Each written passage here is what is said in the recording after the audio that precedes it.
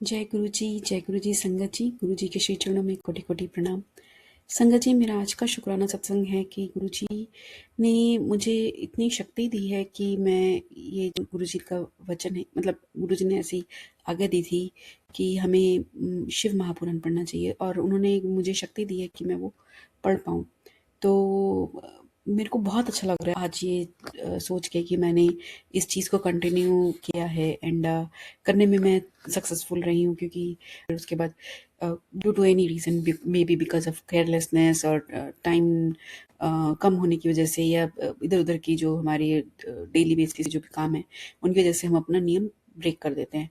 But गुरु जी की असीम कृपा रही है कि मैं ये कर पाई हूँ, और मेरे को इतना आनंद आ रहा है इस शिव महापुराण को पढ़ने में। और आज मुझे ऐसा एहसास होता है, ये शिव महापुराण पढ़ते पढ़ते मेरे को अब मतलब हो ही गए होंगे करीब 1 डेढ़ साल मैं पढ़ रही हूँ, और अभी मैं सेकंड पार्ट पर हूँ, और उसमें पूरी कॉस्मोलॉजी एक्सप्लेन की गई है। आप सोचिए, और जब मैं ये पढ़ रही हूँ ना, तो मुझे ऐसा लग रहा है कि जो डेली बेसिस के जो हमारे क्वेश्चंस होते हैं, may be it could be from your rituals, कि हम ऐसा क्यों करते हैं और किस लिए करते हैं, उसकी रीजनिंग, उसका मतलब इतना डिटेल में, मतलब डिटेल में ऐसी भाषा में समझाया है जो हमें समझ में आए, मतलब, है ना। तो ये मैंने पहले क्यों नहीं पढ़ा, मुझे ऐसा एहसास हो रहा है कि मैंने अपनी लाइफ के इतना टाइम वेस्ट कर दिया सिर्फ इधर उधर भागने में, और जो हमारे जो डेली के काम होते हैं, डेली एक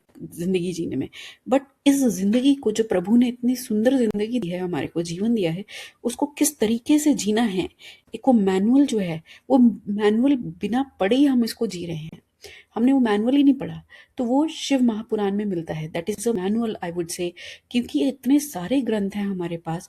और अब तो मुझे लगता है हमारे पास इतना टाइम भी नहीं है, मतलब जो मेरी एज ग्रुप के लोग हैं, शायद इतना टाइम भी नहीं कि अगर हम उन्हें डिटेल में पढ़ेंगे तो समझ भी पाएंगे इतनी जल्दी कि नहीं, क्योंकि उनका अध्ययन ही इतना ज़्यादा है, इतना डिटेल्ड है कि मैं बता नहीं सकती, और इतना सुंदर है। जैसे मैं एक एग्जांपल आपको भी दूंगी, जो जिसने that just blue my mind. करीब 1 या 2 दिन पहले मैंने चैप्टर पढ़ा शिव महापुराण में, सेकंड पार्ट की जो है, तो उसमें आया कास्टिज्म कैसे। तो उसका एक पार्ट आया है, उन्होंने समझाया है कि कास्टिज्म आपकी चेतना के स्तर पर हुआ है। जो शिव, जो सुप्रीम चेतना है, उसके ब्रह्म से, मतलब ब्रह्म जो एरिया ब्राह्मण जिसे निकले हैं, वो उनके सर मस्तिष्क भाग से उन्होंने एक पर्सोनिफाई किया है, समझाने के पर्सपेक्टिव से, कि जो सुप्रीम चेतना है वो पर्सन की फॉर्म में है, तो जो मस्तिष्क के निकली हैं चेतनाएं, छोटी छोटी चेतनाएं जो हमारी, जो जिसे हम अपना आत्म स्वरूप कहते हैं, तो वो ब्राह्मण बनी है। जो भुजाओं से निकली हैं वो क्षत्रिय बनी हैं। जो जंघाओं से निकली हैं वो वाम भाग, सॉरी जिसे कहते हैं, वो क्या कहते हैं, जो ट्रेडर्स होते हैं वो बने हैं, वाटिक जिसे कहते हैं, ठीक है। और जो पैरों से निकले हुए शूद्र हैं। अब इसका मतलब ये नहीं है कि वो पैर हैं, वो सिर्फ पर्सोनिफिकेशन समझाने के लिए है।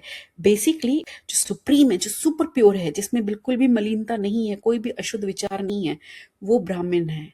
और ये कैटेगरीज हैं, इसको हमने अपनी कास्ट के साथ जोड़ लिया है। जो शुरू में जैसे रहे होंगे लोग, उन्होंने उसको अपना एक अथॉरिटी ले ली है उस चीज की।